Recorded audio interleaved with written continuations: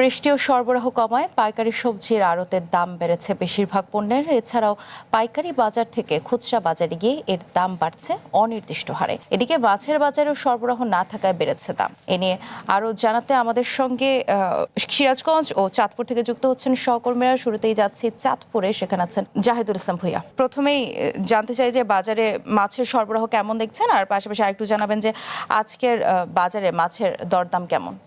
বিলাসী চাঁদপুরের পদ্মা এবং মেঘনার বিস্তৃত এই জলরাশিতে কাঙ্ক্ষিত ইলিশের দেখা মিলছে না। অর্থাৎ অন্য বছর ইলিশের পাশাপাশি নদীতে যে অন্য মাছ দেখা মিলত, এই বছর তারও কিন্তু সংখ্যা একেবারেই কম। চাঁদপুর দেশের অন্যতম একটি বৃহৎ মৎস্য অবতরণ কেন্দ্র চাঁদপুর বড় স্টেশন মাছঘাট।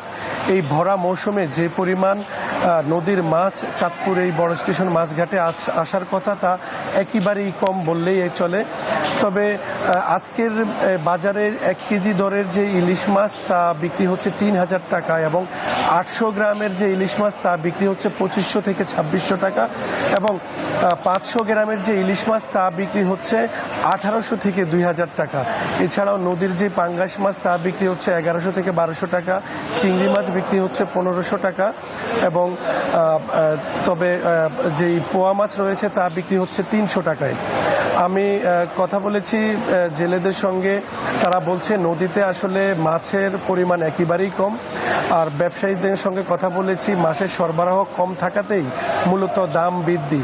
তবে চাঁদপুরের যেই মাছের সংকট তা আসলে কিছুটা মিটাচ্ছে দেশীয় প্রজাতির যে চাষের মাছ রয়েছে তা দিয়ে। আজকের বাজারে কাতল মাছ বিক্রি হচ্ছে 450 থেকে আকার বেঁধে 600 টাকা পর্যন্ত এবং রুই মাছ বিক্রি হচ্ছে 350 থেকে 450 টাকা পর্যন্ত। এছাড়াও যেই অন্য মাছ রয়েছে তা চাহিদার তুলনায় কিছুটা কম থাকায় আসলে দাম কিন্তু একেবারেই চড়া রয়েছে। গত সপ্তাহের তুলনায় এই সপ্তাহে মাছের দাম বিভিন্ন আকার বেঁধে 30 থেকে 50 টাকা বৃদ্ধি পেয়েছে দেশীয় চাষের মাছ। জি বিলাসী, এই ছিল চাঁদপুর থেকে আমার কাছে মাছের দরদামের সবশেষ। এবার যাচ্ছি সিরাজগঞ্জে, সেখানে আছেন শুভকুমার ঘোষ। শুভ, প্রথমেই জানাবেন যে সবজির দাম সপ্তাহের ব্যবধানে কতটুকু বেড়েছে, আর এই নিয়ে ব্যবসায়ীরা কিছু বলছেন কিনা। বিলাসী, আসলে বন্যা এবং কয়েকদিনের টানা যে বৃষ্টি হয়েছে এর ফলে কিন্তু এই পাইকারি যে সবজির আড়ত আছে এখানে কিন্তু সরবরাহ কমেছিল। এই সরবরাহ কমার কারণে 7 থেকে 10 দিন এর ব্যবধানে কিন্তু অনেকটাই বেড়ে গিয়েছিল সবজি এবং মশলা জাতীয় যে পণ্যগুলো আছে সেগুলোর দাম। যেমন কাঁচামরিচ কিন্তু 110 টাকার কাঁচামরিচ বেড়ে 290 টাকা পর্যন্ত হয়েছিল এবং বেগুন, পেঁয়াজ সবকিছু পণ্যে প্রত্যেকটা সবজিতেই কিন্তু দাম বেড়েছিল। তবে খুশির খবর হলো যে আজকে আমরা দেখেছি যে আজকে থেকে কিছুটা সরবরাহ বেড়েছে এবং আজকে থেকে কিন্তু আসলে পণ্যের দামটাও কিছুটা কমে এসেছে। আমরা দেখেছি যে পটল, বেগুন, আলু, পেঁয়াজ, কাঁচামরিচ এগুলোতে আজকে থেকে পণ্যের দাম কিছুটা কমে এসেছে। আমরা কিন্তু সকালে যারা ব্যবসায়ী আছেন, আড়তদার আছেন, তাদের সঙ্গে কথা বলে কিন্তু এমনটাই জানতে পেরেছি। আমরা একটু আসলে জানবো যে 1 সপ্তাহের ব্যবধানে আমাদের সঙ্গে একজন আড়তদার আছেন, যে 1 সপ্তাহের ব্যবধানে আসলে সবজি থেকে শুরু করে মশলা জাতীয় পণ্যের দাম কতটুকু বেড়েছিল এবং বলছিলেন যে আজকে কিছুটা কমেছে। এই ব্যবধানটা কতটুকু ছিল, কি পণ্যের কি পরিমাণ দাম? আমাদের যে কাঁচামরিচ যেটা ছিল সেটা হলো কাঁচামরিচ ছিল আপনার 7 থেকে 10 দিন আগে মোটামুটি 80 টাকা 100 টাকা। সেই কাঁচামরিচ 7 থেকে 10 দিনের মধ্যে হলো 300 টাকা পর্যন্ত হয়েছিল। এটার কারণ হলো বৃষ্টি এবং বন্যা। কাঁচামরিচের যেটা আপনারা জানেন যে কাঁচামরিচ তুলতে গেলে যদি গাছের গোড়া পানি থেকে গাছ মরে যায়, সেই জন্য কাঁচামরিচের বাজারটা বেশি। এটা কোনো সিন্ডিকেট না, এটা প্রাকৃতিক বিষয়। আর হলো পেঁয়াজের যেটা, সেটাও একই জিনিস, যে পেঁয়াজটা ছিল 35 টাকা 32 টাকা, সেই পেঁয়াজটা মোটামুটি 48 টাকা হয়েছিল। আজকে থেকে আমার বাজার কম। আজকে যেমন কাঁচামরিচের বাজার 200 টাকা 180 টাকা। তারপর আপনার পেঁয়াজের দাম হলো আজকে হলো 46 45 কমে যাচ্ছে আর কি, এই প্রাকৃতিক দুর্যোগের কারণে। তাছাড়া এমনি বাজারটা মোটামুটি ঠিক আছে। আরেকটা বিষয় বলছিলেন যে এখান থেকে খুচরা বাজারে গিয়ে অনেকটাই দাম বেড়ে যাচ্ছে।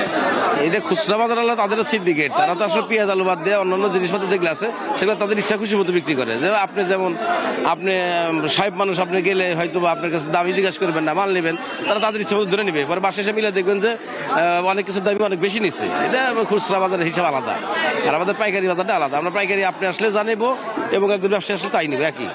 এখানে কোনো ইয়ে নেই। ধন্যবাদ আপনাকে। আসলে যারা ব্যবসায়ী আছেন পাইকারি বাজারে, তারা কিন্তু বলছেন যে খুচরো বাজারে একটা সিন্ডিকেট কাজ করছে। তারা কিন্তু এখান থেকে যে দামে কিনছেন তার চেয়ে বাজারে গিয়ে নির্দিষ্ট মানে কোনো নির্দিষ্ট পরিমাণ নেই, তারা অনির্দিষ্ট হারেই কিন্তু নিজেদের ইচ্ছা অনুযায়ী একটা মূল্য বসিয়ে বিক্রি করছেন। তবে সরবরাহ যেহেতু বেড়েছে আজকে থেকে, তার ফলে কিন্তু আজকে থেকে অনেকটাই সবজির দাম কমতে শুরু করেছে।